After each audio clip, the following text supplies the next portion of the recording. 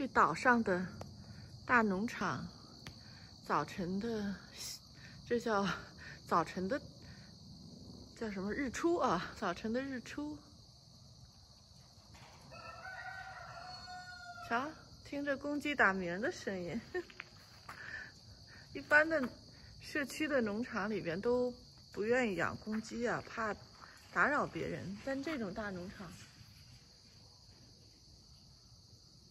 天哪，这是第3次打鸣了。原来记得小时候去我姥姥家在乡下，她说这个公鸡第3次打鸣就该起床了，就是6点多钟啊，还真的是。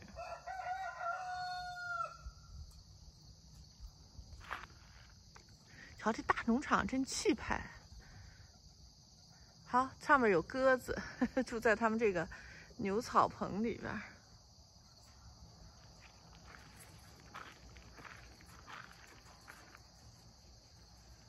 有很多大坝儿。哦，他说这个主人说，我们的运气很好，我们因为昨天是星期2嘛，只有1个客人订了他的农场来搭帐篷啊，就像我们似的这种搭帐篷来露宿的。一般情况下是2、3个客户，最多的时候9个，所以说他这个农场很大嘛。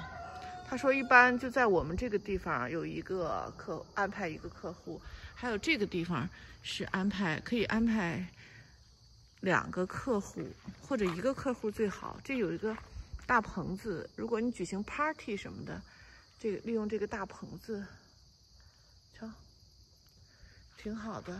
这有做饭的地方，有电，它有水房，有井水，你可以用。其实他这农场要盖一个简单的房子，花不了多少钱，几万块钱。瞧，这个是可以烧烤做饭的，有2个桌子。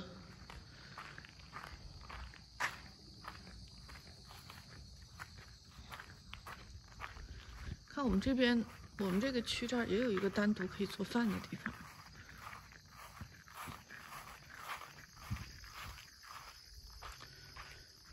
我还是觉得这个比那个普通的 RV Park 房车营地和露营地要好多了。这种农场啊，所以说美国这个老头老太太真会做生意。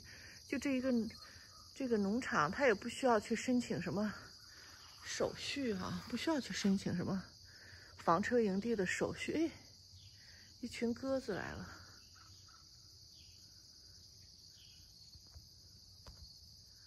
多美！哎，尤其这鸽子住在它这个上面，这个是给牛储存干草的地方。他们家这个农场是生产干草。我看她老公剪草了，你瞧，这是她生产的干草堆的那一个个白的那个一捆一捆的，好多瓣儿啊。这是他的农具，收割机。我说这老2口真会做生意，他也不需要去申请什么房车营地的执照，他就用自己的农场。哎，客人来了，反正他这些地方每天闲着也是闲着，他也不在这儿住。我们住在这儿还可以帮他看农场呢。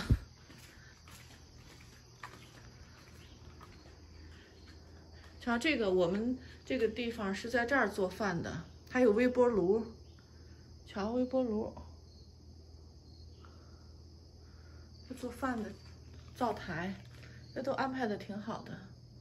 电磁炉，黑乎乎的，还有冰箱，都有电的。其实这个里边住人都行，虽然是仓库，住人都是可以的。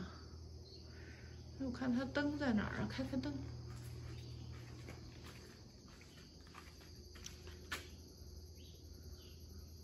那电源啊，灯呢？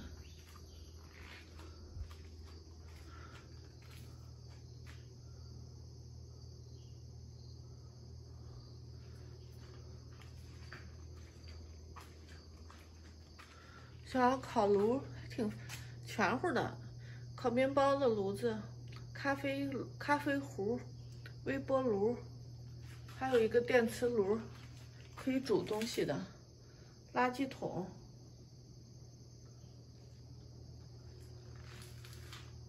电冰箱。你要没有帐篷的话，拿个折叠床就能住在这儿。这里边好大呢。是地上的仓库，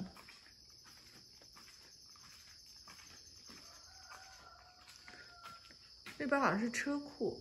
看，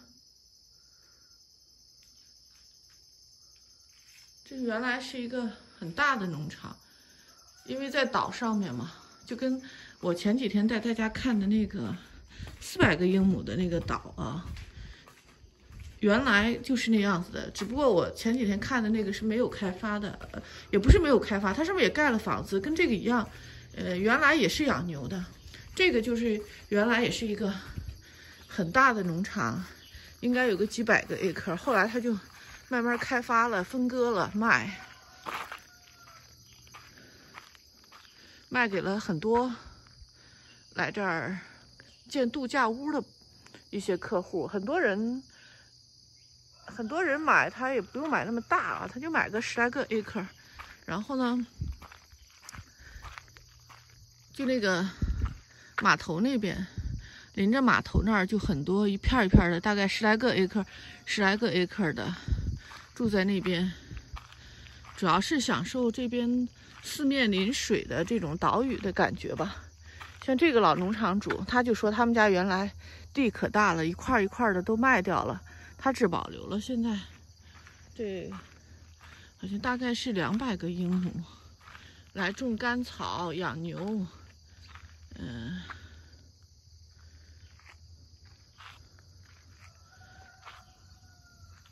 慢慢的都卖了。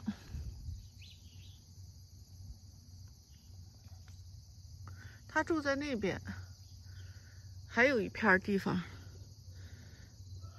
还有一片地方是他的盖的住宅，这边是他的工作场所。他说开车过来就2、3分钟。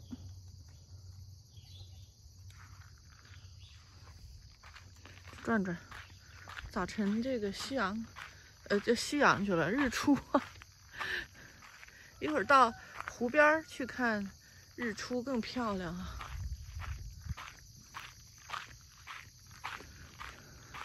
对啊，他这你看，他这么多地方了，他这儿还可以，这儿也可以搭一个帐篷。哦，对，这几个地方他昨天跟我们说了，这边都可以搭帐篷。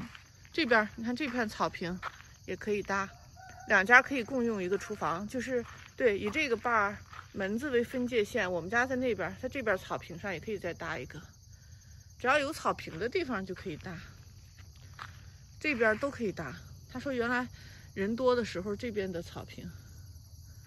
这都可以搭上帐篷。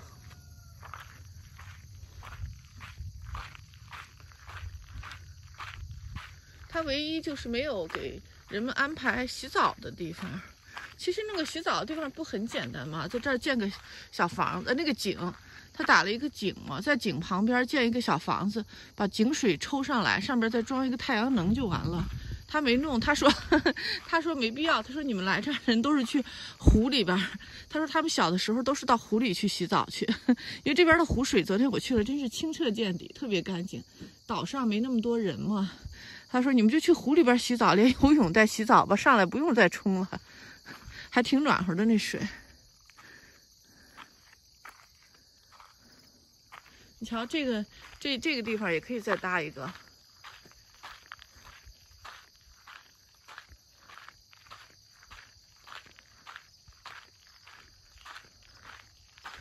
所以说，在旅游区，如果说你拥有一个农场的话，你可以只要有块地方，什么都不用，没有成本的就可以赚钱。你看他说最多的时候每天来8、9个客户，一个人60块钱，这一天也是6、9、500块钱呢，一天也能够收500块钱的租金呢啊，什么成本呢？什么成本都没有。而且这一家他们祖上这个岛都是他们的，他就一块一块的卖地方，谁想买就买他一块地方，搞这种相当于房地产开发，分割也赚不少钱呢。我前几天推荐的那个岛，我觉得是要是买下来，它也是400多个英亩啊，已经是也是祖传下来的，好几代人，祖上好几代人都拥有那个大岛。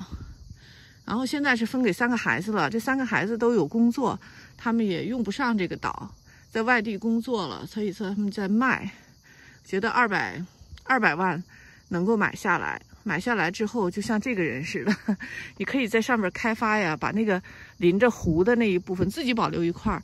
像这个主人，他也保留了一块儿，临湖的有自己的私人码头，然后把其他的那个围着那一圈好长啊，我们开船都开了很长时间，大概是它整个的湖岸线有3、4英里呢。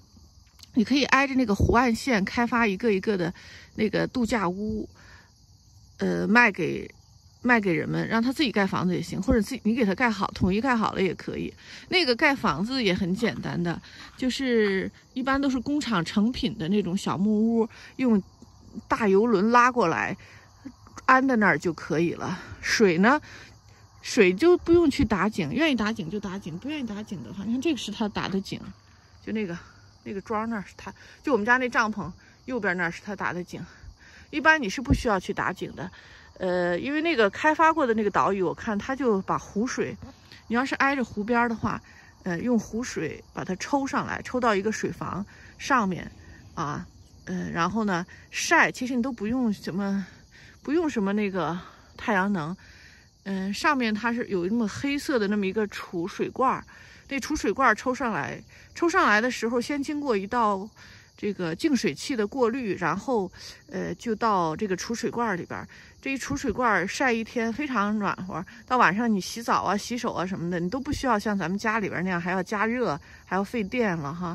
就利用太阳晒的这个水，就可以分散到愿意洗碗啊、洗菜呀、洗手啊、洗澡啊都可以。你要买高档一点的净水器呢，是可以达到那种就是喝的水平的啊。这个湖水都很干净，但是如果你不放心的话呢，你就是买瓶装水上去喝，但是生活用水就用这湖里的水就挺好的。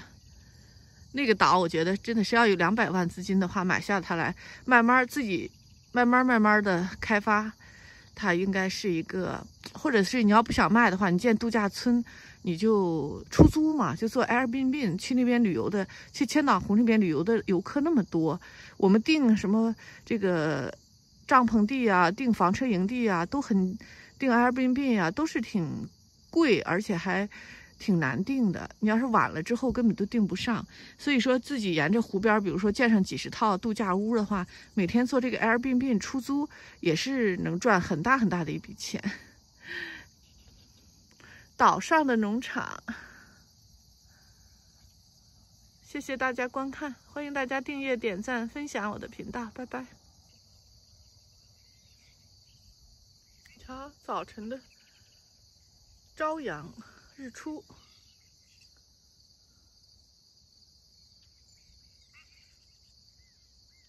鸟语花香的。嗨，这上面它这个储牛草的这个仓库很高，上面住了很多鸽子。大早晨它们在这儿扑腾扑腾的。嘿 ，chicken， 你打鸣儿，你起来了，起床了。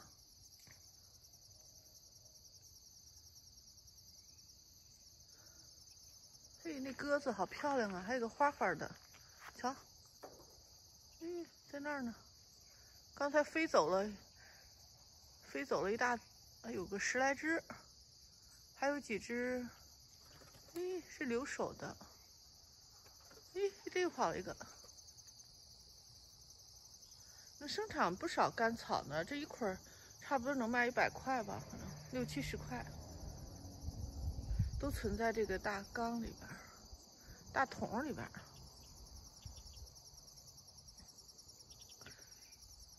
还有他家邻居，你看他家邻居养了那么多牛哎，他就养了4只牛。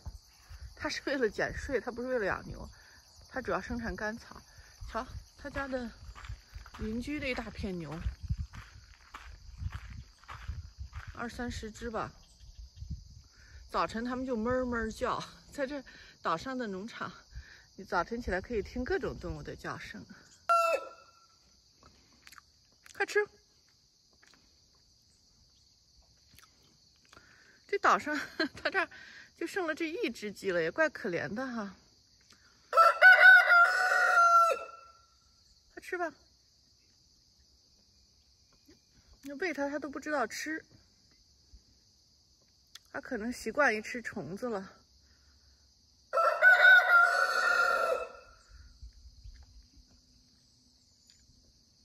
这儿呢，我给你放这儿了，你跑那边去啊？这儿呢，这边。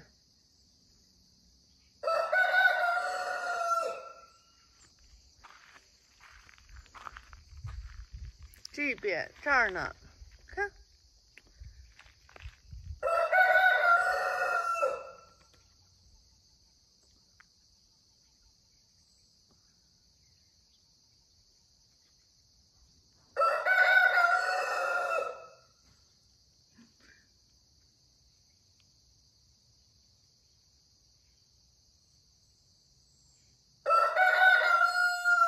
这鸡长得都不像公鸡啊！你看它那个鸡冠子那么小，我还以为它是个母鸡呢。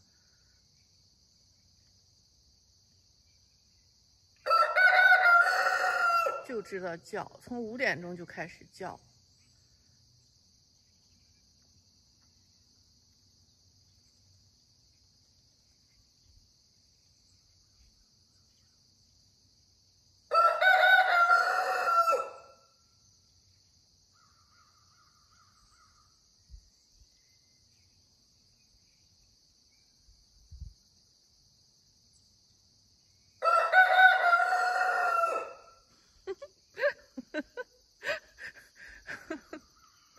所以早晨老是不停的叫，喂它它也不愿意吃，看喂它那么好吃的 cereal 它也不吃。